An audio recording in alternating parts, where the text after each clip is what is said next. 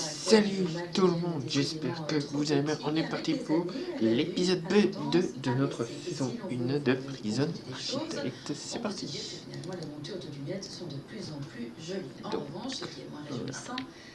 Voilà, donc on est le soir. Qu'est-ce qu'on avait fait dans l'épisode 1? Donc on avait fait seulement ça. On a fait un truc d'admission. Qu'on va s'occuper de... Une enquête menée par Marie-Lise. Les lunettes ont envahi d'autres rayons que ceux des opticiens. Dans les drogueries, les pharmacies, certaines corrections sont en vente libre à prix très attractif. Depuis quelques années, elles inondent la tour aussi. Pas facile de choisir parmi les dizaines de sites et les centaines de modèles proposés. Mais ces lunettes sont-elles réellement de bonne qualité? C'est ce que nous avons voulu tester en commandant une paire sur internet. Certains sites proposent des essais de façon virtuelle à partir de photos. Cela ne correspond pas tout à fait à la réalité, mais ça permet de se faire une idée. Cantine, pour faire une petite cantine, on va faire des bureaux ici. Il faut encoder cette dioptrie ou une ordonnance de son ophtalmologue. Du coup, il nous faut quoi? Des bureaux, chaises et chasseurs. Carte bancaire sur le front. Cela semble un peu approximatif. Mais ce qui est intéressant, c'est le prix des lunettes. L'achat revient à moins de 65 €, monture et verre à main y compris. Il ne reste plus qu'à attendre l'arrivée du colis. 2 semaines plus tard, la commande est arrivée. Pas de mauvaise surprise en ouvrant la boîte. Nous allons quand même demander l'avis d'un opticien. J'ai recommandé le verre, donc je vais mettre la monture sur votre nez, voir si le centre du pied correspond à votre centre optique de ceci. Donc là, on constate directement qu'à la limite, l'écart pupillaire n'est pas trop mauvais, par contre, la hauteur, c'est une catastrophe. Le verre est placé trop bas dans la monture par rapport à votre pupille. Donc on a les chaises, bureaux, chasseurs maintenant. Le centre optique du verre, on fait notre deuxième pièce. On a quasiment 7 mm de différence. Chasseurs. Ah, des classeurs, pardon. Oh là là. Ça peut provoquer des migraines en bout de journée, ça peut être très fatigant. De plus, la monture n'est pas ajustée. Pour cet ophtalmologue, il est important d'acheter ses lunettes chez un opticien. Un opticien ou un spécialiste de l'optique, c'est quelqu'un qui va pouvoir vous conseiller au mieux par rapport au choix du mode. Le chauffeur polonais confie même qu'il s'arrête à peine pour dormir. Quel est le plus long trajet que vous ayez fait sans pause? 2800 km. J'ai pris un chargement à Stuttgart. J'ai déchargé à Paris et après je suis allé en Sicile. Sans m'arrêter. Et vous n'avez pas dormi? Non. Je dors pas. J'ai pas de limite. Et vous n'êtes pas fatigué? Non, jamais. Quand un homme mange, il n'est jamais fatigué. Des conditions extrêmes qui en font un danger sur la route. Ernest est engagé par une société polonaise. Son statut est précaire. Voici mes contrats et mes conditions de collaboration. Là, il est écrit que les périodes d'attente durant le travail ne sont pas payées. Là, par exemple, comme je ne roule pas, je ne gagne rien. Ici, on va faire des... Et là, il est aussi indiqué que le chauffeur est payé 5 centimes d'euros par kilomètre. Ce paiement au kilomètre est illégal en Europe, mais les chauffeurs ne disent rien, car quand ils roulent beaucoup, ils peuvent gagner près de 900 € par mois, plus qu'un conducteur de poids lourd polonais. Nous sommes en France, à Lyon.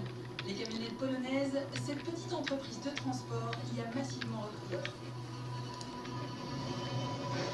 Lionel est le responsable affrètement.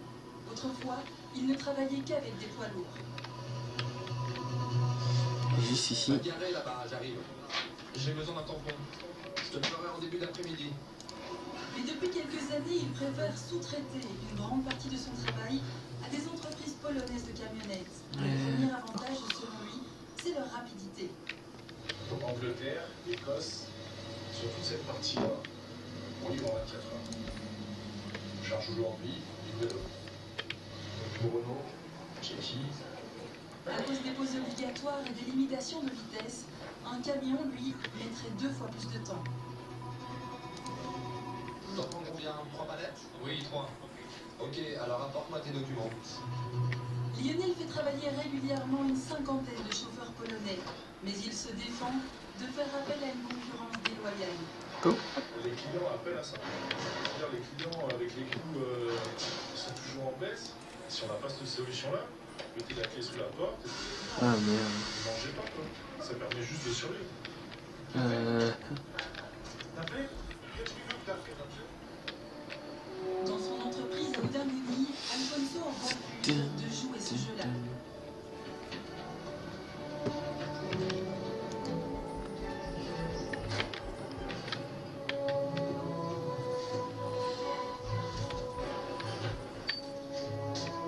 Pourtant, les occasions ne manquent pas. Moi, on m'a proposé aussi d'ouvrir une société en Croatie, en Pologne, même au Portugal. J'ai refusé. C'est qui vous propose ça? Pour ça, des coups de téléphone de sociétés que, en fait, les gens de par là qui me contactent pour voir ce qu'il y a, les avantages qu'il faut avoir et tout ça. Mais moi, je préfère travailler sur la qualité que la quantité. D'autres entreprises belges ont moins de scrupules et trouvent des combines pour payer leurs travailleurs moins cher. Ils sont très malins parce qu'ils les font travailler sur le sol belge. Ils seraient Alors. obligés de respecter cette législation. Bah, en ouvrant une entreprise par là, il n'y a pas de problème. Sans mesurer l'impact de leurs pratiques sur le secteur tout entier. Et tout c'est triste qu'on doit arriver avec son travail. Et moi j'espère ne pas y arriver. Je ferai tout pour pas arriver à. Je vais rester encore correct dans ce domaine-là et faire travailler le maximum de gens belges. Ça va être une journée light aujourd'hui. Ah merde. Je suis fier de mon personnel. Au début, c'était pas le cas. J'ai dû un peu, malheureusement, redresser un peu la situation. Mais maintenant, je suis fier de mon personnel. Maintenant, tout le monde travaille dans la bonne entente. Comment travaille correctement. Maintenant, ils savent les exigences et tout, donc ils font attention à tout. J'espère maintenant y arriver. Maintenant, seul l'avenir me le dira.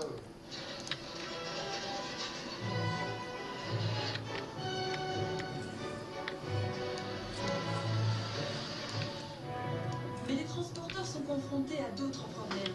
Moi, j'ai de la marchandise qui a disparu. Et j'aime pas qu'on prenne la marchandise. Nous le verrons dans un instant.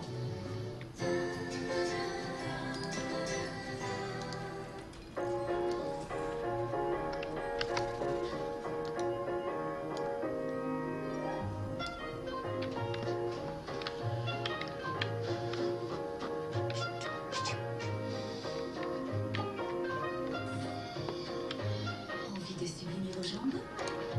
Essayez le Total Shaper, le collant aux 3 effets renouvelés. Calcédonia, votre boutique de collants. Les fiches fixes légendaires, personne ne peut y résister. 100% filet de poisson, une pâlure unique, absolument personne ne peut s'en approcher. Les fiches fixes préférées des Belges, les vrais fiches fixes de Biglo. Essayez aussi mes combinaux, une délicieuse combinaison de filets de poisson et légumes. Hey, je suis un genre de super-héros. Ah ouais, c'est quoi ton super pouvoir? 98% de lait, super compréhensible, je suis super cheese. Ah, ben moi aussi je suis super cheese. Fait avec 98% de lait, sans ajout d'additifs ni de conservateurs. Mini Babybel, Comment on le retire? et en ce moment, 100% remboursé sur Kirimouté, Pique et Croque et Mini Babybel. Chez moi, Internet, ça rame. Et ma mère s'en fout complètement. Maman, c'est quand qu'on change Internet? Mais à partir de demain, ça va changer. Anthony, je suis pressée. Alors, Anthony, c'est interro. Ben, je pense qu'il a dit que...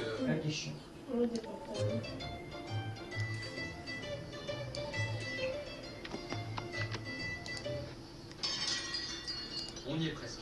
Faut rien lâcher. Anthony, je me fais couler un bain.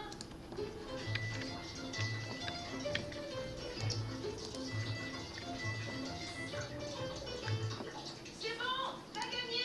On change Internet. Changer pour l'Internet de vous, c'est le plus rapide de Wallonie.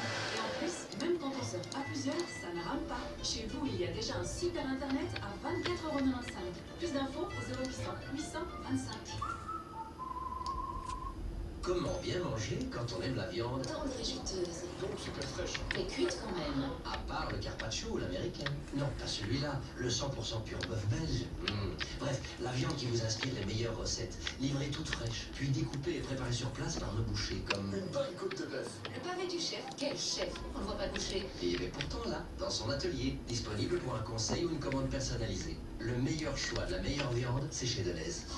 Deleuze, bien acheté. Bien mangé.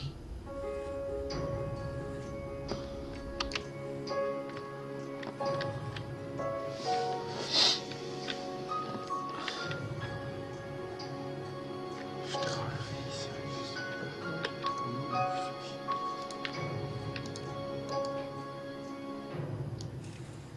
Et tout ça est inclus? Avec le montage? Cuisine très mon rêve, ma cuisine. Conditions VIP. Jusqu'à moins 30% sur toute votre cuisine sur mesure. Voici les nouveaux macros Rio Mare. Grillés. Comme ceci, mais déjà grillés. Allez, Une nouveauté hop. surprenante, avec tous les bienfaits du macro. Nouveau macro grillé Rio Mare, le vrai goût d'Italie. D'abord lui faire croire qu'il est plus rapide, et puis le dépasser comme une flèche. En super forme avec céréales. Savourez de délicieux biscuits coco sans sucre ou les biscuits lait chocolat riches en vitamines. Une large gamme à découvrir dans votre magasin. Léopold Wittfeld, Congrès Club veut enfermer les migrants venant de Calais dans un camp de prisonniers. Les politiques francophones lui répondront. Une discussion à haute tension. Et puis le duel délectable entre le ministre des Pensions, Daniel Baquet, et Marc Goblet, LGDB, qui porte plainte contre la hausse de l'âge des retraites. Au programme encore, la photographe attitrée de Donald Trump, c'est Wallon. Quant à notre producteur, ils revisiteront le reste des actualités et ils donnent le ton qu'ils le posent parfois. C'est comme jour de la semaine du 11 avril. Cela fait plus jamais, c'est pas tous les jours dimanche. Les transporteurs routiers doivent faire face à une concurrence pas toujours très honnête, mais aussi à de véritables bandits de grands chemins. Des camions entiers sont détournés par des bandes organisées, une mafia dont nous allons remonter la filière. Être toujours plus compétitif dans le secteur des transports, cet impératif génère un autre phénomène. La multiplication de petites entreprises de transport qui proposent leurs services aux sociétés belges et françaises. La plupart remplissent parfaitement leur mission, mais d'autres sont en réalité aux mains d'escrocs. Il y a un an, ces deux transporteurs français ont été victimes d'une nouvelle forme d'escroquerie. Un de leurs clients leur avait demandé d'acheminer une cargaison de poulet depuis les Pays-Bas vers la France. 33 palettes de viande congelée, ça équivaut à peu près à 80 000 euros. Alors, en gros, ça fait plus 100, plus 100, jusqu'à là. Ce jour-là, tous leurs camions sont déjà sur la route. Dans l'urgence, ils font appel à un sous-traitant d'Europe de l'Est, une pratique courante chez les transporteurs. À leur dire qu'un chauffeur bulgare se présente comme prévu pour récupérer la livraison. Ils ont chargé la marchandise, sont repartis et n'avons jamais eu de nouvelles d'eux. On a essayé de les appeler le jour du déchargement. Aucune tonalité, tout était coupé, téléphone coupé, plus d'adresse mail. En réalité, le chauffeur bulgare a tout simplement volé la cargaison. Comment on se sent à ce moment-là? En danger et on devient presque parano. On se rend compte qu'on peut se faire berner par n'importe qui. Ton client te fait confiance, tu organises le transport et tu perds la totalité de la marchandise. Ça devient une affaire personnelle. Heureusement pour eux, ce sont les assurances des transporteurs qui remplacent les marchandises. Ce que je vais faire, c'est ça. Oh mais mandarine pour lutter contre la multiplication de ces vols. Notamment en saluant les services de cet homme, Patrice Bouvet, Ça, j'ai détruit les murs. détective privé. Rien qui suite. Aujourd'hui, il est sur la trace d'un de ces camps internationaux de vol de marchandises. Je vais casser la gueule. Oui, l'année dernière, plus puissant des tournements de fret en Europe. Le prix moyen d'achargement, c'est 50 000 euros. Même si on est au quart de prix, c'est pas mal. Bulgares se sont spécialisés dans le vol de produits alimentaires, notamment de chocolat. Ils sont très organisés, comme l'attestent ces images de vidéosurveillance récupérées par la de son enquête. On y voit clairement les escrocs se présenter dans un camion blanc, parfaitement anonyme. L'ancienne La friandise chargée, il est n'importe quel transporteur.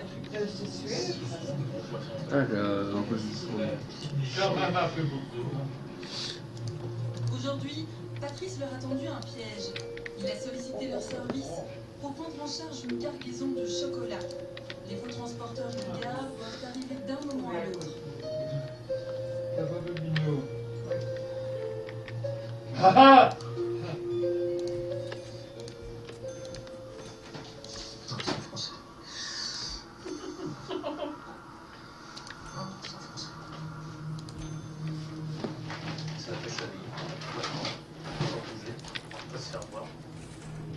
Patrice piste les escrocs depuis plusieurs mois et a accumulé de nombreuses preuves contre eux. Aujourd'hui, il espère les faire arrêter. Dès que les escrocs arriveront, il préviendra les gendarmes pour qu'ils les interpellent en flagrant délit. Pour les attirer, Patrice a prétexté une cargaison d'une valeur de 80 000 €. En réalité, il n'y a pas de marché. Bouge pas. Ce sont des produits qui se revendent très très bien et avec de l'accès virtuel. Tous les gens recherchent à manger, c'est normal pour la famille, leurs enfants. Il faut objet. Pour revendre ça. Le camion bulgare arrive enfin. Patrice l'a repéré à 300 mètres de la société. Il nous faut la rue. Je vais faire une émission, toi tu prends ici. Patrice va jouer le rôle du gérant de la société. Sa traductrice bulgare se fait passer pour son assistante.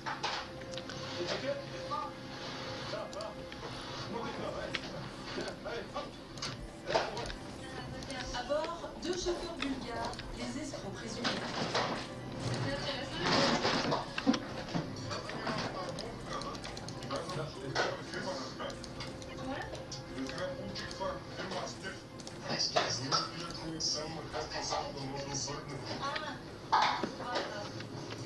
C'est entre les deux. Je vais voir si le chocolat est prêt. On va faire les papiers comme ça. On va attendre au bureau, d'accord?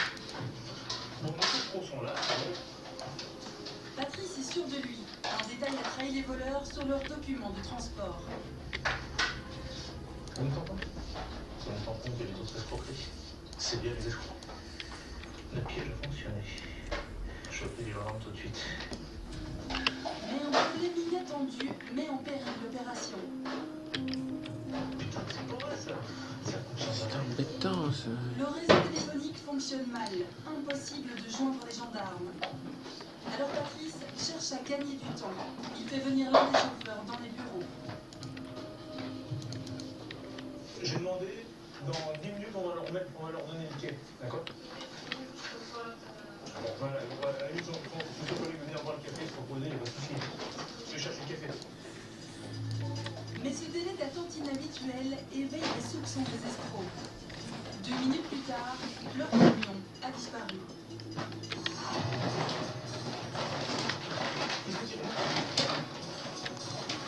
Patrice se précipite à la poursuite. Lancé sur l'autoroute, il arrive Ça c'est enfin à embêtant joindre le les truc gendarmes. d'ordure. Ils viennent de partir, ils sont sauvés. C'est un tracteur rouge et blanc avec une semi-frigo. On va essayer de voir sur l'autoroute si on le voit. D'accord, c'est gentil. Après une demi-heure de recherche, le camion qui n'a peut-être jamais pris l'autoroute reste introuvable. Patrice et les gendarmes abandonnent. Les escrocs, actuellement, ils doivent être entre la France et l'Espagne, tapis dans un parking à se cacher ou quelque chose comme ça. C'est frustrant de pas les avoir. Si, comme un enfant qui a eu le jouet entre les doigts et qui a laissé échapper son jouet. C'est le début d'une longue enquête. Nous retrouvons Ernest qui termine sa journée de travail. Sur un parking un peu à l'écart, il rejoint une dizaine d'autres chauffeurs de camionnettes polonais. Ils se regroupent toujours aux mêmes endroits.